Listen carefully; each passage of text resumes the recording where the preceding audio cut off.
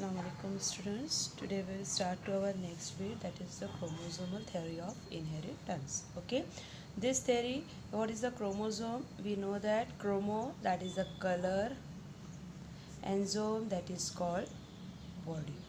Okay, and here colored body structure जो present है वो colored body structure यानी किसे कहा जाता है color actually they are indicate for the different यानी die the strain यानी easily strain होने वाले क्या है ये क्रोमोसोम प्रेजेंस, इसलिए इसको क्या बोलते हैं coloured body structure. Okay, then this theory are explaining by Walter Stone and Theodore Bovie. These two scientists are explaining by this theory, and then this small think of that they both are not together liver. ये दोनों ने साथ में work नहीं किया है, हाँ एक ही सेम ईयर में इन दोनों ने वर्क किया है और एक साथ ही ये क्या किए थे एक्सप्लेनेशन और इसका डिस्कवरी किए हुए हैं, तो इसीलिए ये थ्योरी को नाम दिया गया है Walter Sutton and Theodor Boveri theory.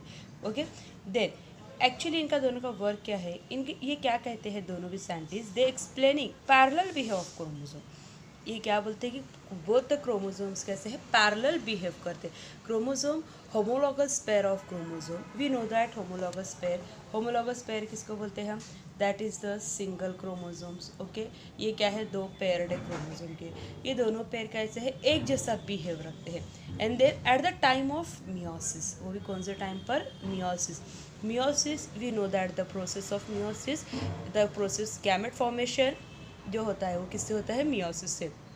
The meiosis process are form by the gametes, in male sperm and in female eggs, that are formation in the process of meiosis, जो किससे तैयार होता है मियोसिस की प्रोसेस से तैयार होने वाला पार्ट है.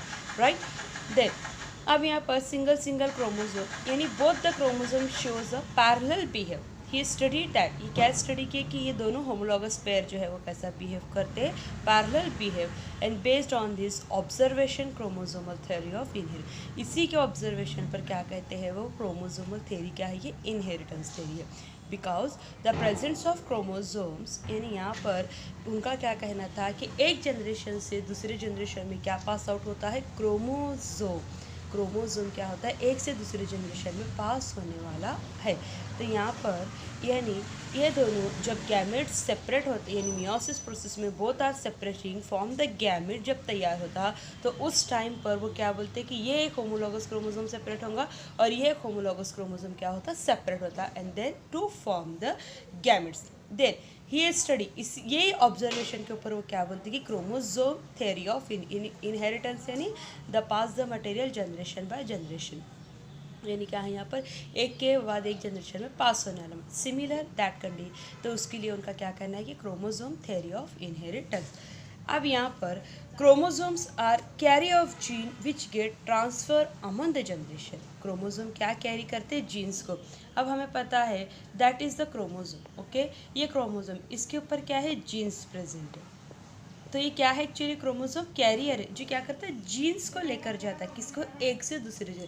अब ये एक क्रोमोसोम एक गैमेट में तैयार हो रहा है, ये वन गैमेट है जिसके अंदर ये क्रोमोसोम प्रेजेंट है. अगर ये तैयार हो रहा है यहाँ पर तो उस टाइम पर दैट क्रोमोसोम के साथ जीन्स भी जाएंगे. Genes what is the genes पता है हमको, a particular segment of DNA. Right, और क्रोमोसोम कैसे तैयार होता, द डीएनए यानी डीएनए का क्या होता है फोल्डिंग स्ट्रक्चर तैयार होता है, यानी DNA are bind to the protein, histone protein पर जब डीएनए बाइंड होता है that is form the structure of chromosome, जो क्या तैयार करता है वहाँ पर स्ट्रक्चर ऑफ क्रोमोसोम वहाँ पर तैयार होता है. And then that structure of chromosome is carry of genes which transfer among the gen, और ये जीन स्ट्रक्चर ऑफ क्रोमोसोम क्या करता है कैरी करता है, किसको कैरी करता है वो जीन्स को, यानी जीन्स को अपने साथ यानी जीन्स को लेकर जाने का काम करता है.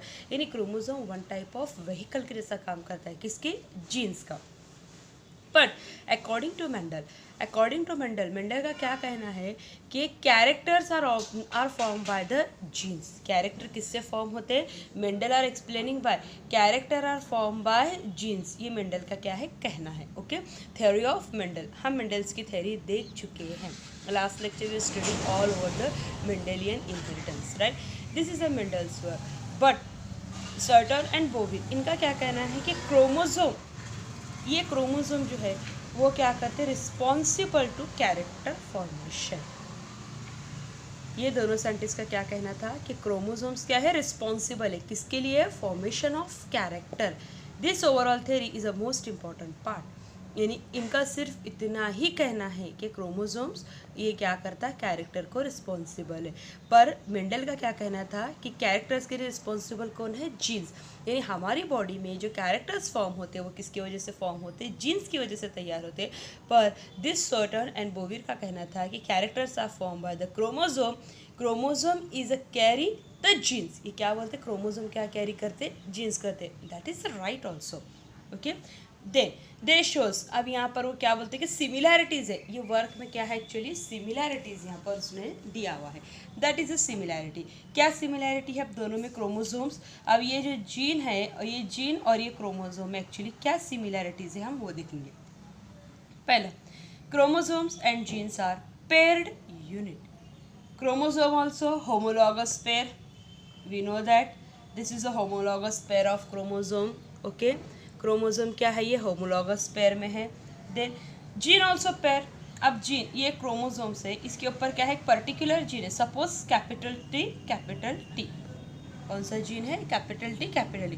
Chromosomes are genes are paired unit. ये क्या है, एक पेयर्ड यूनिट है। और उसके बाद क्या है, ये यहाँ पर होमोलॉगस ऑल्सो पेयर, दोनों भी homo, chromosomes also pair and genes also paired, दोनों कैसी कंडीशन है, दैट इज द सिमिलर, दोनों में क्या है, सिमिलर है यहाँ पर। Then segregation at time of gametes formation such that one of each pair is transmitted of a gamete, okay, to a gametes. अब यहाँ पर both the homologous pair of chromosomes, okay, here both the homologous pair क्या है, chromosomes के present है, and this homologous pair of chromosomes genes also paired, both are separation from each other in gamete formation. पहला क्या बताए थे हम, पहली सिमिलैरिटीज होमोलॉगस पेयर यानी chromosome also pairing and gene also pairing form. Okay, then gamete formation, second इसमें क्या है, सेकेंड सिमिलैरिटी क्या है, during gamete formation and segregation that pair are separating from each other and transmitted anyone, transmitted कोई भी एक क्या लेगा, new generation. In the process of meiosis, the both chromosome are separating from each other. That is the second. Third similarity, after fertilization, they shows paired feature.